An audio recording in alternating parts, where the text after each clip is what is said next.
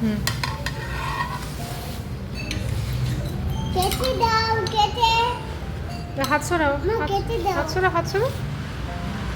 রুটিটা কেটে দেবো। এই কম কেটে বস দেখো ছেলে আমার সবাইকে কেমন খেতে পাচ্ছে।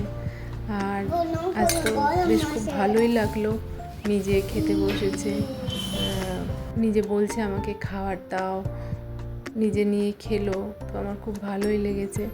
আর এদিকে খেতে খেতে আমরা আলোচনা করছিলাম যে খেতে একটু বেরোতে হবে, তার কারণ অমৃতার কিছু প্রজেক্টের জিনিস কেনার রয়েছে।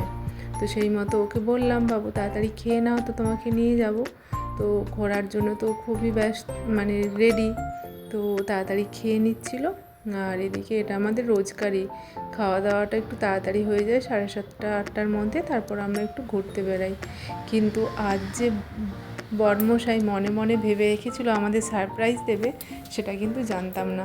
তো আমরা জানি যে আমরা প্রজেক্টের জিনিসগুলোই কিনতে যাচ্ছি, কিনে ঘুরে চলে আসবো। তো সেই মতো প্রথমে অমৃতার প্রজেক্টের জিনিসগুলো কিনে নিলাম। আর এই দোকানটাতে যে গিয়েছিলাম, এটা আমাদের পাশের ফ্ল্যাটেই ওনারা থাকেন।